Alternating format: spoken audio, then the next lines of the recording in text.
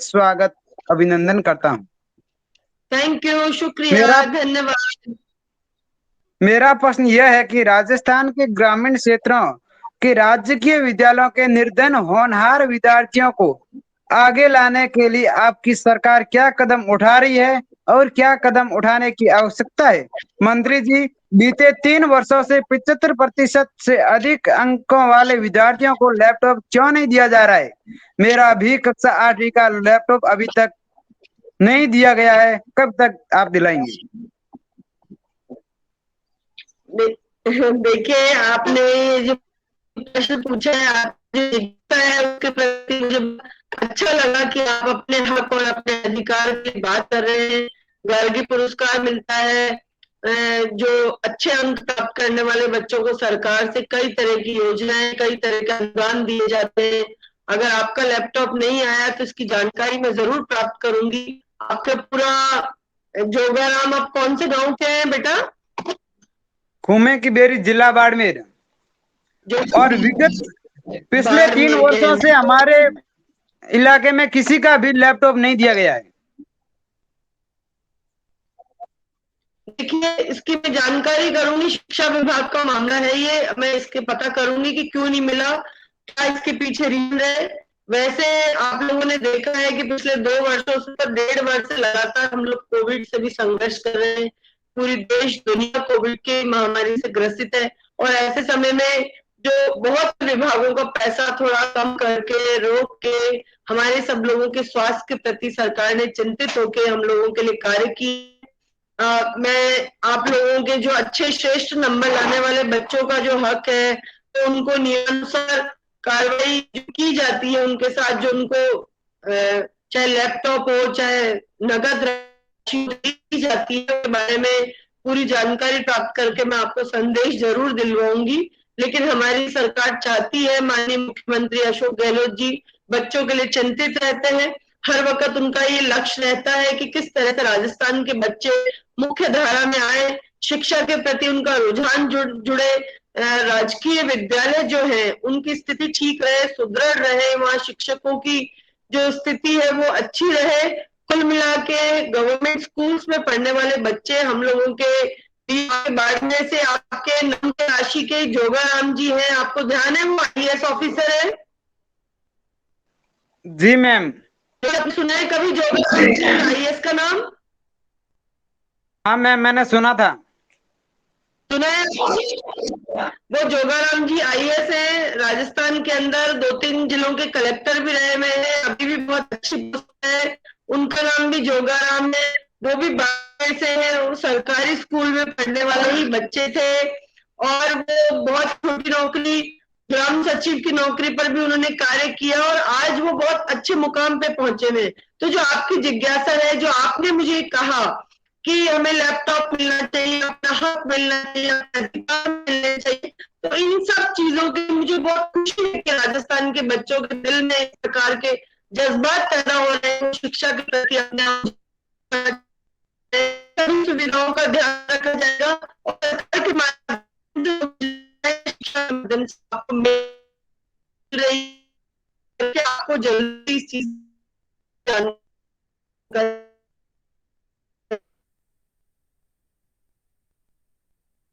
Hello. Thank you ma'am. जी, तो ma'am आपकी आवाज कट रही है। आपने जिस प्रकार से अपने हित की, यस अपने मैम। अधिकार की आवाज़ उठाई, बहुत मेरी बहुत मेरी आभार, आप जुड़े। बात जी मैम, टेक्निकल इशू है शायद। काव्या गादिया, आप अपना प्रश्न पूछिए एक हेलो। बार से। जी मैम। नमस्कार मैम, मेरा नाम काव्य गादिया है और मैं कुशलगढ़ से हूँ। मैम, मेरा आपसे यह क्वेश्चन है कि हमारे देश में बहुत जोर शोर से बेटी बचाओ और बेटी पढ़ाओ नारा चल रहा है। क्या ये सही है? क्या कितनी बेटियों को हम लोग बचा पाएंगे? कितनी बेटियां विवश होकर अपनी आत्महत्या करती है या उन्हें मार दिया जाता है? तो हमारे देश की सरकार क्या कर रही है? जब बेटियां बचेगी ही नहीं, बेटा पढ़ेगी कहाँ से? और इतनी गिरी हुई सोच वालों को जेल की सलाखों के पीछे होना चाहिए। और हमारे देश में बेटी बचाओ बेटी पढ़ाओ नारा आने की नौबत आई ही क्यों ना? काव्या, आपने बहुत ही, आप खुद कितने साल की हैं आप? बेटा? 10. 10 years, वेरी गुड। 10 years के हिसाब से आपने बहुत अच्छी बात मुझसे पूछी है। आज पहले हमारा रेशियो राजस्थान का 10 साल पहले 10 साल पहले हमारा रेशियो 886 था। आज हमारा रेशियो 948 आ गया है। राजस्थान का बच्चियों में 1000 लड़कों की अपेक्षा 1000 लड़कों के अनुपात में हमारी 948 बच्चियां आ चुकी हैं। तो हम लोग धीरे धीरे इस चीज के लिए कार्यरत हैं कि किस तरह से हमारी बच्चियां बराबर हो, आगे बढ़े। और बहुत से ऐसे मेडिकल विभाग के, चिकित्सा विभाग के माध्यम से और हमारे विभाग के माध्यम से बेटियों की भ्रूण हत्या के लिए बहुत से ऐसे आपराधिक कानून बने हुए हैं। और एनटीपीसी टेस्ट अगर कोई कराता है तो उसका कानून बना हुआ है, उसको जेल जो होती है सजा मिलती है, उसको पैसों से सजा भी दी जाती है और जेल में भी डाला जाता है। पहले जिस तरह से लोग बेखौफ होके भ्रूण हत्या करते थे, गर्भ में मालूम करते थे कि बेटी है कि बेटा, जांच कराने पहुंच जाते थे, इन सब चीजों के ऊपर सरकार ने रोक लगा दी है। आज व्यक्ति जांच करने की सोचता है कि महिला ये सोचती है कि मेरे गर्भ में अगर बेटी है, बेटा क्या, मैं पता करूं। बहुत ज्यादा बड़ी उसको डरने लगे हैं और लोगों में जागरूकता भी आने लगी है। और जैसे मैंने अपनी बात के प्रारंभ कहा कि आज जिस तरह से इंदिरा गांधी के रोल मॉडल है, तो इकलौती संतान थी अपने परिवार की, अपने माता पिता की, फिर भी उन्होंने इस देश के अंदर अपना, दुनिया में अपना नाम रोशन किया। तो आज जिस परिप्रेक्ष्य में हम लोग चल रहे हैं, मेरे नाम की बंगाल की मुख्यमंत्री है ममता बनर्जी, एक सशक्त महिला है और अकेली लड़के पूरे प्रश्न की मुख्यमंत्री बनी है। तो मैं समझती हूँ कि लोग, अब परिस्थिति बदलने लगी है, लोगों के विचार बदलने लगे हैं। बच्चियों को जिस नजर से पहले देखा जाता था कि ये सोच के कि लड़की कुछ नहीं कर पाएगी, अब ये सब चीजें खत्म हो चुकी है। आज बच्ची हर वो कार्य कर सकती है जो उस घर का लड़का कर रहा है। आप, एक बात मैं कहना चाहूंगी, एक सेकेंड।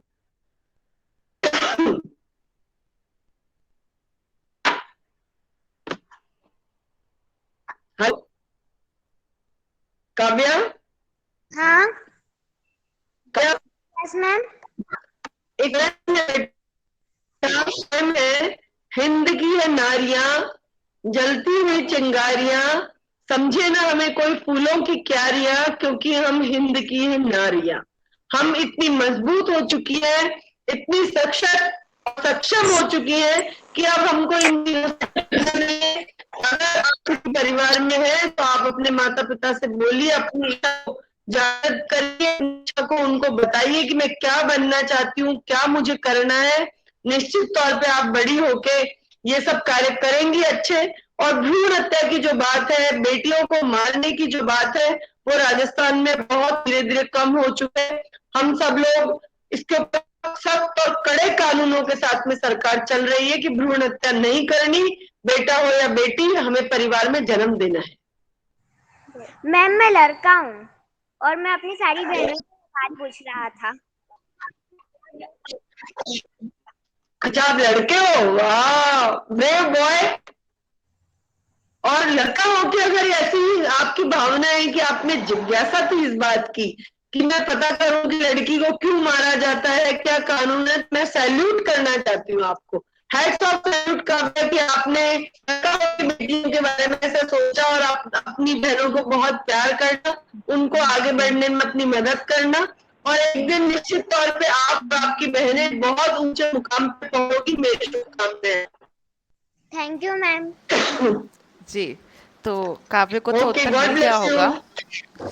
लेकिन जब आपने मैम ममता बनर्जी का नाम लिया सशक्त महिलाओं के नाम पर, तो पीयूष के चेहरे पर एक रहस्यमयी मुस्कान आ गई है। तो उस मुस्कान के बारे में क्यों आया, तो मैं पीयूष से पहले पूछना चाहूंगा, उस मुस्कान का अर्थ क्या था? अर्थ नहीं, मुझे खुशी हुई कि उन्होंने उनका भी नाम लिया। ममता बनर्जी आज बहुत बड़ी मुख्यमंत्री हैं, तीसरी बार। बहुत बड़ी बात है कि उन्होंने, सारे नेता आ गए सेंटर के, फिर भी उन्होंने को नहीं हरा सके, ये बहुत बड़ी बात है। हाँ, शायद पीयूष बोलना कुछ और चाह रहे थे, आप बोल कुछ और गए, लेकिन आगे बढ़ते हैं और अब मैं प्रश्न के लिए बुला रहा हूँ माही जैन को। माही, आप अपना प्रश्न पूछिए। नमस्कार मैम, मैं माही जैन कुशलगढ़ से। मेरा आपसे यह सवाल है कि मैम, बॉलीवुड की जो फिल्में दिखाई जा रही है उसमें कई ऐसे सीन दिखाए जाते हैं जिन्हें लोग रियल लाइफ में भी अंजाम दे देते हैं। क्यों नहीं आज तक उन फिल्मों के इन सीनों पर बैन लगाया गया? क्यों हमारा देश इतना विवश है कि बेटियों को सम्मान नहीं दे पाया? आखिर क्यों ऐसी फिल्में आने से पहले ही उन्हें बंद क्यों नहीं कर दिया जाता मैम?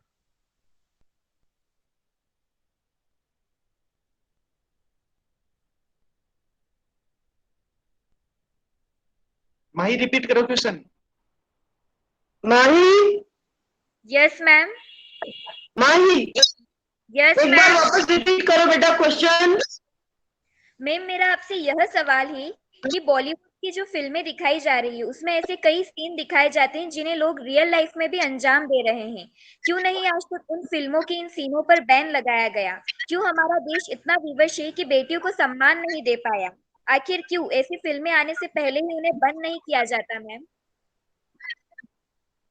देखिए, फिल्मों का तो सेंसर बोर्ड बना हुआ है और इस तरह की अगर कोई उनके अंदर सीन्स आते हैं, कोई रिकॉर्डिंग आती है, तो सेंसर बोर्ड में चेक होके ही वो फिल्में देश के अंदर प्रसारित होने के लिए अलाउ किया जाता है उनको। बिना सेंसर बोर्ड की अनुमति के कोई फिल्म बाहर नहीं आती है। फिर भी कई लोग गुपचुप के, आजकल जो इंटरनेट का जमाना हो गया है, इस इंटरनेट के जमाने में बहुत सी ऐसी चीजें हैं जो सेंसर बोर्ड से अलग हटके भी हमारे बीच में आ जाती हैं। तो आता तो बहुत कुछ है, लेकिन हम लोगों को सोचना चाहिए कि हमें उनमें से क्या चीज पसंद है, किस चीज को हम लोग ज्यादा अच्छी तरीके से देखें। वैसे सेंसर बोर्ड बहुत सी चीजों को काट देता है, हम लोगों के सामने सोशल फिल्मों को दिखाने की कोशिश की जाती है। उसके बावजूद भी अगर आप ऐसा कह रहे हैं कि फिल्मों के अंदर कुछ ऐसी सीन्स आ जाते हैं जो परिवार के साथ नहीं देखे जाते हैं, आप सच में कह रहे हो। फिल्म में के जो लोग हैं उनको थोड़ा बहुत पारिवारिक पृष्ठभूमि के आधार पर अपने कार्यों को करना चाहिए। और बेटा बेटी की बात तो मैं बहुत बार बोल चुकी कि देश के अंदर नारियां सशक्त है, बहुत मजबूत है और हमारी स्थिति बहुत पहले से बेहतर है। हम लोग शिक्षित है, सुदृढ़ है, समग्र है और आगे बढ़ने की जज्बा रखती है। जी, अच्छा प्रश्न था आपका माही। अब अगले प्रश्न के लिए मैं बुला रहा हूँ दिल्ली से शानम अख्तर को। शानम, आप प्रश्न पूछिए अपना।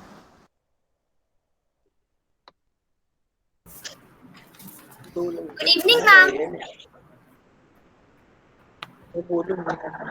Good evening.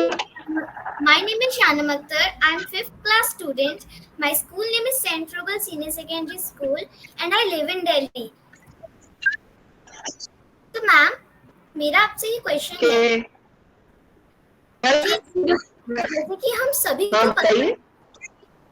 जैसे कि हम सभी को पता है कि कोरोना काल में बहुत से बच्चों ने अपने माता पिता को खो दिया है, जिसकी वजह से कई बच्चे अनाथ हो गए हैं।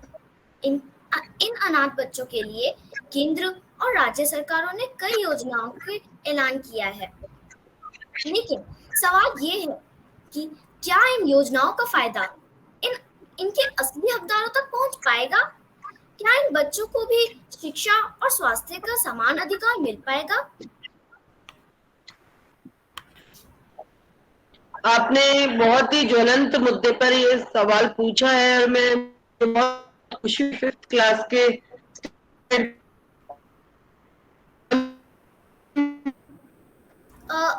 मैम। हेलो। यस मैम, आपकी वॉइस ना बहुत। आपका नाम?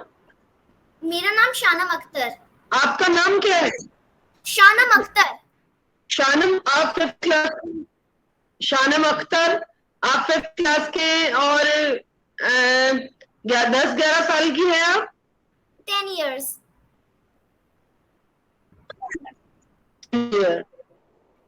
आपने बहुत बड़ा सवाल पूछा है जो आज के समय के अंदर एक तरह से बहुत रिलेवेंट है और समय के हिसाब से जो बहुत जरूरी चीज है वो सवाल आपने पूछा। मैं आपको इस बात के लिए बहुत बहुत धन्यवाद दूंगी, शुक्रिया अदा करूंगी आपका कि आपकी IQ लेवल आपके दिल के अंदर जज्बात किस प्रकार के हैं कि आपने एक ऐसे मुद्दे पकड़ा, ऐसे मुद्दे को छुआ जो वास्तव में इस समय हम सब लोगों के सामने है। बहुत से हजार बच्चे अनाथ हुए। ओके बेटा, लेकिन बहुत से बच्चे अनाथ हो गए, किसी की माँ नहीं है, किसी के पिता नहीं है, किसी के दोनों नहीं है। तो मैं राजस्थान सरकार के लिए की तरफ से आपसे कहना चाहती हूँ, क्योंकि आप दिल्ली में हैं, और मैं आपसे कहूंगी कि हम लोगों के यहाँ पे हमारे मुख्यमंत्री जी हैं Ashok Gehlot ji.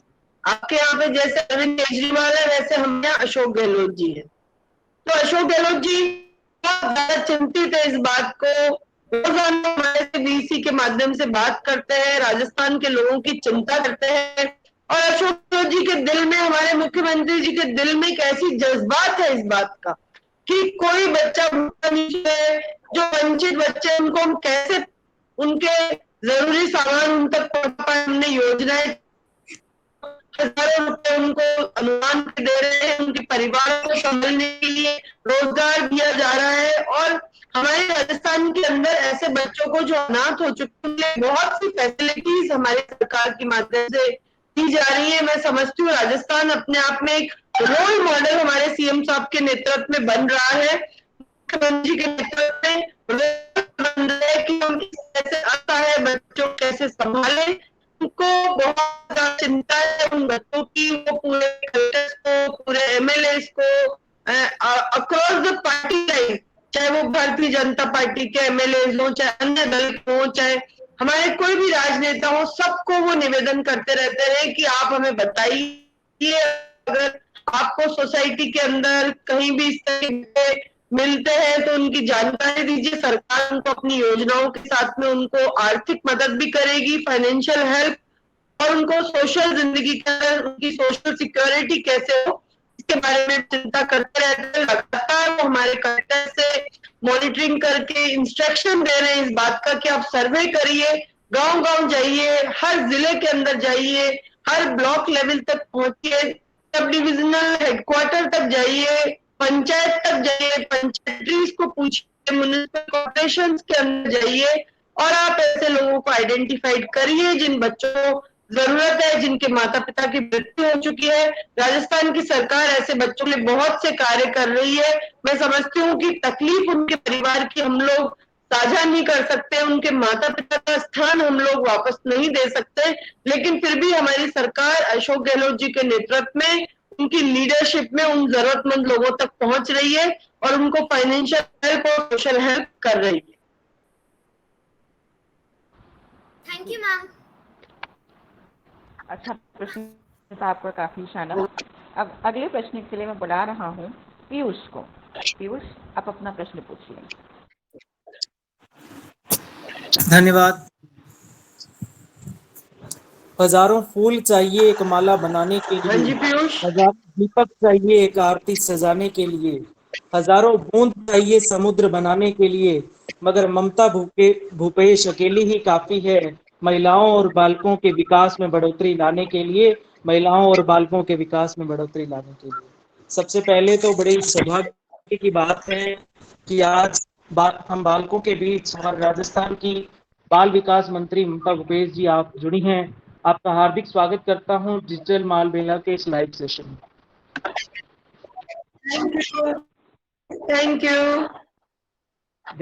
Thank you ma'am. आज मेरे लिए और पूरे देश के लिए बड़ी गर्व की बात है कि आज हमारे देश की बेटियां, महिलाएं हर क्षेत्र में अपनी हिस्सेदारी निभा रही हैं, चाहे वह राजनीति का क्षेत्र हो तो आप जैसी महिलाएं, या फिर टोक्यो 2021 ओलंपिक्स, तो फिर हमारी मीराबाई चानू। तो बहुत अच्छा लगता है जब इस तरह देश की बेटी देश का नाम रोशन करती है। बातें बहुत है तो ज्यादा समय नहीं लेते हुए मेरा सवाल यह है कि पिछले 2.5 वर्ष के कार्यकाल में आपके एवं माननीय मुख्यमंत्री जी द्वारा बालकों एवं महिलाओं के सशक्तिकरण के लिए क्या कारगर उपाय किए गए हैं, उन सब उपायों को हमारे साथ साझा कीजिए। एवं आने वाली तीसरी लहर से बच्चों को बचाने के लिए आपके द्वारा क्या कदम उठाए गए हैं और क्या कदम उठाने की आवश्यकता है, इस पर भी अपनी प्रतिक्रिया दीजिए। धन्यवाद। देखिए, आप सब लोगों के आशीर्वाद से, राजस्थान की जनता के सहयोग से, आप सब लोगों के साथ देने से हम लोग 2.5 वर्ष पूर्व सरकार में आए। माननीय मुख्यमंत्री अशोक गहलोत जी तीसरी बार प्रदेश के मुख्यमंत्री बने। ही अभिलाषा थी कि हम किस तरह से राजस्थान के उन जरूरतमंद लोगों तक पहुंचे। हमारे जो चुनाव का घोषणा पत्र था, उस घोषणा पत्र के आधार पर हम कैसे कार्य पूरे करें। मुख्यमंत्री जी उस घोषणा पत्र को सरकारी डॉक्यूमेंट बनाने का प्रयास किया और तमाम जन घोषणाओं को पूरा करने का हमारी सरकार ने विभिन्न विभागों के माध्यम से किया।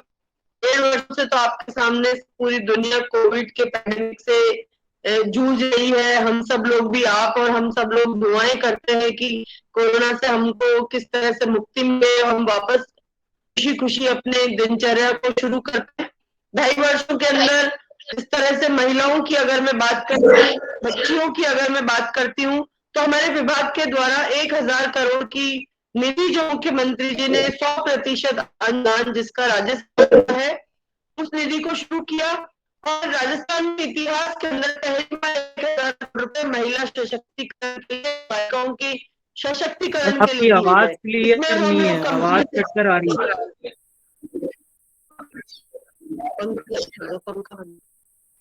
आवाज कटकर आ रही है। हेलो हेलो यस हाँ, मैम। दरअसल हेलो आज बारिश यस के चलते थोड़ा नेटवर्क इशू आज ज़्यादा हो रहा है। जी, तो आप बताइए मैम, क्या कह रहे थे आप? जी बोलिए। देखिए, हमारे विभाग के द्वारा पहले मुख्यमंत्री जी ने 1,000 करोड़ रुपए की इंदिरा महिला शक्ति निधि, जिसको हम आयम शक्ति बोलते हैं, वो निधि दी है, जिसमें 100% अंशदान राज्य सरकार का है।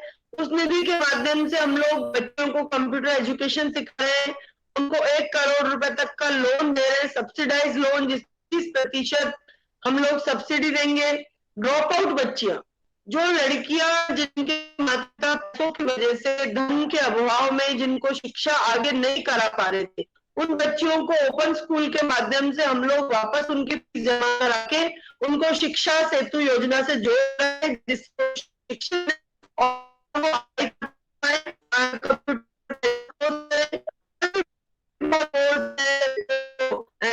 डिजाइनिंग का कोर्स हो, चाहे कंप्यूटर सीखने की तो बात कलर पेंट करने का हो, चाहे गलीचे बनाने का, हमारे विभाग के द्वारा आप पता करेंगे तो बहुत सी योजनाएं राज्य सरकार की बेटियों के लिए चल रही है। बहुत सी योजनाओं के माध्यम से हमारी बेटियां आगे बढ़ रही हैं और मैं समझती हूँ कि हमारा लक्ष्य है कि आने वाले वर्षों के अंदर राजस्थान की तरक्की और प्रगति के अंदर राजस्थान की महिलाओं का योगदान माना जाए, उनकी भूमिका माना जाए और लोग ये कहें कि ये जो रूढ़िवादी प्रदेश था, जो बहुत ही पुरानी परंपराओं में जुड़ा हुआ प्रदेश था, आज वो अगर वो तरक्की के राह पे चल रहा है तो उसमें सबसे बड़ी भूमिका किसकी है? उसमें हमारे महिलाओं का नाम आए, ये लक्ष्य हमारा है। इस लक्ष्य की तरफ हम लोग चल रहे हैं। 2 जो हमारी कोरोना की लहरें आई, प्रथम लहर 2020 के अंदर आई और दूसरी लहर अभी आप लोगों के सामने पिछले 2 महीने से चल रही थी। अब थोड़ा बहुत कोरोना हम सब लोगों के सूझबूझ से, समझदारी की वजह से गया है। मैं आप सब लोगों से आज भी अपील करना चाहूंगी राजस्थान के प्रदेश की जनता से कि जो गाइडलाइंस है हमारी, चाहे मास्क पहनना, चाहे 2 गज की दूरी, चाहे हाथ धोना, उन गाइडलाइंस को आप लोग अभी भूले नहीं, क्योंकि कोरोना पलट के फिर आ सकता है। इसलिए हमें जागरूक रहना है, सतर्क रहना है और समझदारी से अपने परिवार को संभाल के रखना है। हमारे परिवार का एक एक व्यक्ति हमारे लिए अमूल्य है।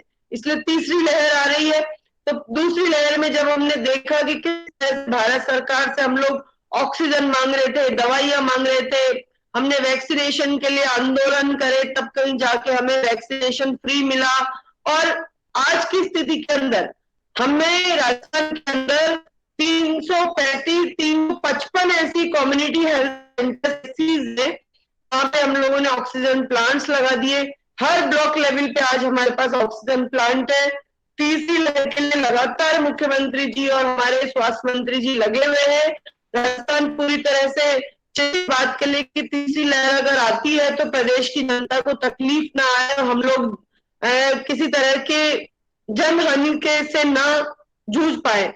दूसरी लहर हमारे लिए बहुत ही खतरनाक थी। आप सब लोगों ने देखा कि किस तरह से चारों तरफ त्राही त्राही मची हुई थी। उसके बावजूद भी राजस्थान के मुख्यमंत्री की सूझबूझ से राजस्थान कोरोना की जो गतिविधियां थी, जो भी संचालन था, उसके अंदर अव्वल रहा है। हम लोगों ने प्रयास किए कि हम राजस्थान की जनता को मेडिकल फैसिलिटीज ढंग से दे पाए और हमने कोशिश जनता के स्वास्थ्य को पूरी तरह से चिंतित होकर संभाल पाए, देख पाए, उसके हमने यथासंभव सारे कार्य किए।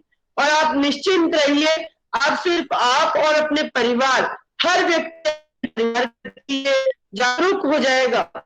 परिवार को सुरक्षित रखना है तीसरी लहर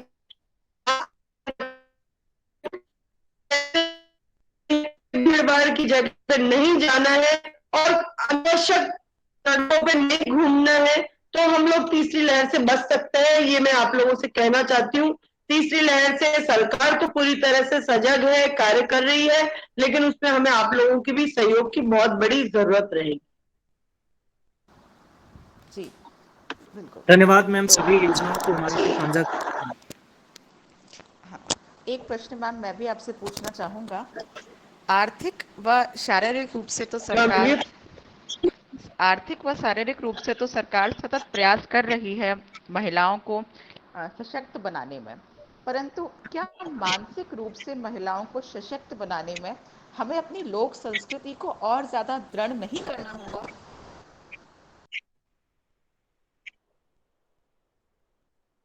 देखिए, लोक संस्कृति की अगर हम बात करें और महिलाओं के मानसिक सशक्तिकरण की बात करें, आपको मेरी आवाज आ रही है प्रतीक? जी बिल्कुल आ रही है। हेलो, अगर मानसिक सशक्तिकरण की बात करते हैं, मानसिक सशक्तिकरण हमारे आर्थिक सशक्तिकरण के साथ जुड़ा हुआ है। हम लोग आर्थिक सशक्तिकरण के बारे में चिंतित रहेंगे तो अगर घर में अर्थव्यवस्था हमारी ठीक रहेगी तो हमारी मानसिक स्थिति भी ठीक रहेगी।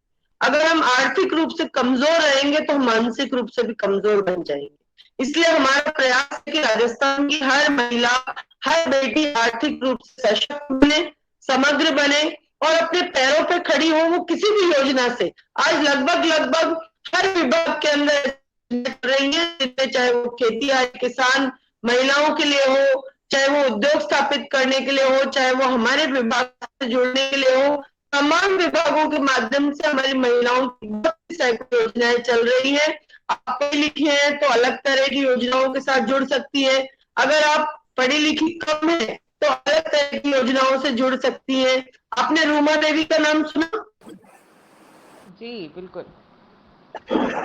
आपने रूमा देवी का नाम सुना है? No ma'am.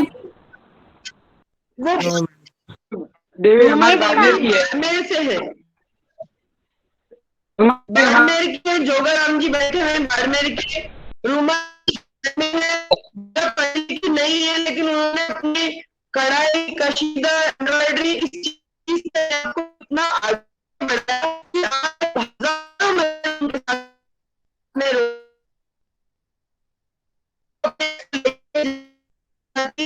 बन गई है। उनका अपना एक नाम होता है, एक ब्रांड होती है। तो मानसिक के शक्ति ढंग से समझेगा, अपने परिवार को बढ़ाएगा। हम नहीं अपने घर के साथ का काम करेगी, साथ कोई भी करेगी तो उसकी मानसिक स्थिति, वो अपने परिवार की खुशहाली के लिए काम करेगी, अपनी तरक्की के लिए करेगी, अपनी तरक्की के लिए काम करेगी। मानसिक स्थिति बहुत जी आभार मैम। अब मैम समय आ गया है उस घड़ी का जिसके लिए प्रतीक भैया मेरा भी सवाल ले ले। सर एक मेरा सवाल है सर। प्लीज आप अपने माइक म्यूट कर लीजिए। प्लीज माइक म्यूट कर लीजिए आप लोग एक अपने। मेरा प्रश्न है मैम सर, एक मेरा प्रश्न है लास्ट। प्लीज आप लोग अपने माइक म्यूट कर लीजिए, नेटवर्क इशू बहुत ज्यादा हो रहा है, कुछ समझ में नहीं आ रहा है। प्लीज माइक म्यूट कर लीजिए। हाँ तो मैम अब समय आ गया है उस घड़ी का जिसके लिए जो हमारे साथी हैं वो बहुत ज्यादा उत्सुक रहते हैं। जी हाँ, अब आप मैम बताइए आपको किस बच्चे ने सबसे ज्यादा प्रभावित भैया किया? एक मेरा आप क्वेश्चन उसे है। प्लीज आज का प्लीज एक मेरा लीडर क्वेश्चन घोषित है, कीजिए। एक मेरा क्वेश्चन है आप। भैया मेरा मेरा नाम तो लिखा था लेकिन सुनिए क्वेश्चन बोलने का भैया मौका नहीं दिया। भैया भैया मेरा भी नहीं आया। मेरा एक क्वेश्चन है, मेरा नंबर ही नहीं आया आज। वन अब क्वेश्चन मेरी फ्रॉम बात सुनिए प्लीज। आप लोग। मेरे इतने दिन से नंबर नेटवर्क नहीं इशू, आया। मेरी बात सुनिए, नेटवर्क इशू बहुत ज्यादा है, आवाज ठीक से नहीं आ रही है, इसीलिए आप Only लोगों का one. हम लोग सोच रहे हैं। मेरे साथ ही भैया एक अब आज का लीडर प्रतीक लास्ट क्वेश्चन जी मैम। प्लीज। प्रत्येक भैया की बात उठाइए कि नेटवर्क इश्यू के कारण आवाज बिल्कुल नहीं आ रही मैडम जी की। प्लीज प्रतीक भैया लास्ट क्वेश्चन। आप सबके क्वेश्चन हो गए, मुझे एक मीटिंग में जाना है आपके लिए मेरी बात।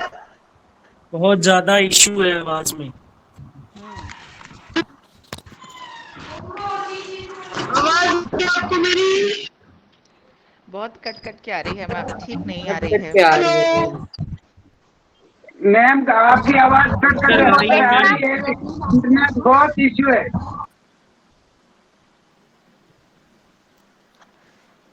जी देखिए मैं से मैं आपसे एक क्वेश्चन पूछ सकती हूँ? नहीं, आप रुकिए एक मिनट। हेलो, नमस्कार प्रतीक मैम, भैया मेरा आपने नाम मेरा नाम लिखा लेकिन नमस्कार पर मैम, नहीं मेरा आई। नाम दीक्षा है। मैं आपसे एक क्वेश्चन पूछना चाहती हूँ कि महिला और बाल विकास के लिए महिला और बाल दीक्षा विकास पूछना चाहती हूँ, सरकार ने क्या क्या किया? Ma'am please one question. देखिए, अभी ऐसे फिर बहुत सारे बच्चे रह गए हैं तो और आज नेटवर्क जिन्होंने इशू भी बहुत ज्यादा है। भैया आपने मेरा नाम लिखा लेकिन पर नहीं आई। प्लीज अपने आप को म्यूट कीजिए, अदरवाइज आपको मीटिंग से रिमूव करना पड़ेगा। अपने आप को म्यूट कीजिए आप लोग। जी मैम, आप बताइए। जी मैम।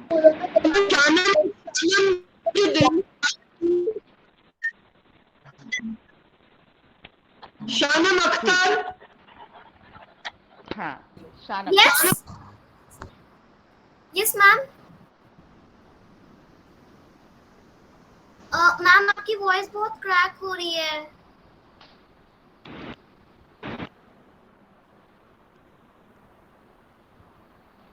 मैम का नेटवर्क इशू है। नेटवर्क इशू बहुत ज्यादा लगता है ma'am. Leader of the day जी और शायद सबको बहुत बहुत इंटरनेट शुक्रिया। शानम को शायद मैम ने आज का लीडर डिक्लेयर करा है। तो शानम, आज आप फिर एक बार बन गई हैं लीडर। Congratulations to you. और आज बच्चों की जिनकी चांस नहीं आ पाई, I am very sorry, network का इशू बहुत ज़्यादा है बारिश के चलते। और अब भैया आपने मेरा नाम लिखा लेकिन आया नहीं। हाँ, काना कांग्रेचुलेशन शानम। हाँ, थैंक यू सो मच। क्या बोल रहे हो प्रतीक भैया? दरअसल नाम तो मैम आज की बिल्कुल कान्हा। भी आवाज नहीं आ रही है। हाँ, इसी कारण से हम लोगों ने सोचा है आज नाम तो 24 बच्चों के थे, लेकिन 8-10 ही हो पाए। क्षमा प्रार्थी हूँ मैं आपसे, पुनः आपको अवसर दिया जाएगा। तो अब ममता जी ने ओके, थैंक यू। समय हमारे साथ साझा किया। Please give me ये chance हमारा एक tomorrow. कर्तव्य है कि हम मैम का आभार ज्ञापित Thank you so much, ma'am. तो मैं आमंत्रित कर रहा हूँ हमारी एक साथी लवन्या राठौड़ को। लवन्या, आप आइए और धन्यवाद प्रस्ताव प्रेषित करिए। Thank you Pratik. Ma'am left हो चुके हैं प्रतीक। रुक जाओ। थैंक यू प्रतीक भैया। मैम आप मेरी आवाज सुन पा रही हैं? मैम लेफ्ट है। मैम ने लेफ्ट कर दिया। ये आज वैसे तुम लोगों ने लास्ट में किया क्या था बच्चों? सबके माइक ओपन। मैम की आवाज बिल्कुल भी आ रही थी जब तुम लोग को क्वेश्चन पूछने थे अपने? भैया क्या मेरा भैया नेक्स्ट कब होगा? नेक्स्ट शायद कल होगा, वो बता दिया जाएगा आपको। तो भैया कल भैया प्लीज नाम सिस्टम ने माइक लास्ट में। भैया प्लीज का मेरा टर्न भी ले लो। भैया कल मुझे चांस दे देना। दीक्षा मोदी। चांस ठीक है दीक्षा, लेकिन आप लोग ये लास्ट में माइक खोल के आपने बहुत ज्यादा डेकोरम खराब किया है।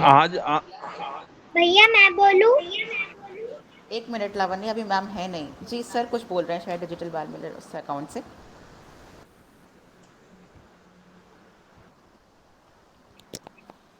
जी ऑफिशियल अकाउंट ये से तो वाइंड अप कुछ कर बोल दीजिए, रहा वाइंड है। अप कर दीजिए, आज नेटवर्क इशू बहुत ज्यादा रहा है ना। आज की जी मीटिंग जी वाइंड अप कर दीजिए आप, हैं? ठीक है बच्चों, कल आपको मौका दिया जाएगा जिसका नंबर नहीं आया आपका ना। भैया प्लीज कल ओके, मेरा thank you sir. Thank you sir. भैया प्लीज कल मेरा भी टाइम।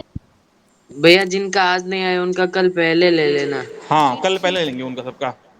ठीक है एक ही ठीक है, बार प्रतीक वाइंड अप कराइए आप, है ना। बहुत अच्छा ओके चल रहा थैंक है, यू कोई सर, दिक्कत नहीं, नेटवर्क थैंक यू इशू रहता सर। कभी कभार मुझे कभी। हाँ तो चलिए ठीक है बच्चों, फिर मैम भी लेफ्ट हो गए हैं। प्रतीक भैया मेरा ले लेना कल सबसे पहले। हाँ भैया ठीक है, और पहले आप लोगों की, मनीष की, कान्हा की, दीक्षा की, आप लोगों की चांस तो रोज आ रही है।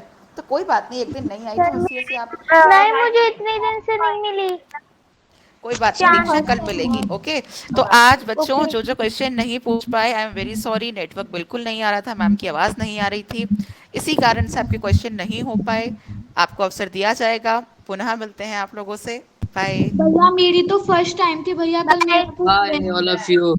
बाय दीक्षा भैया। अगर आप, मैं आपको दीक्षा अगर आप रोज जोड़ोगे तो आपको अवसर दिया जाएगा। पलक अच्छा कल आपका शानम, नंबर लिया जाएगा ना।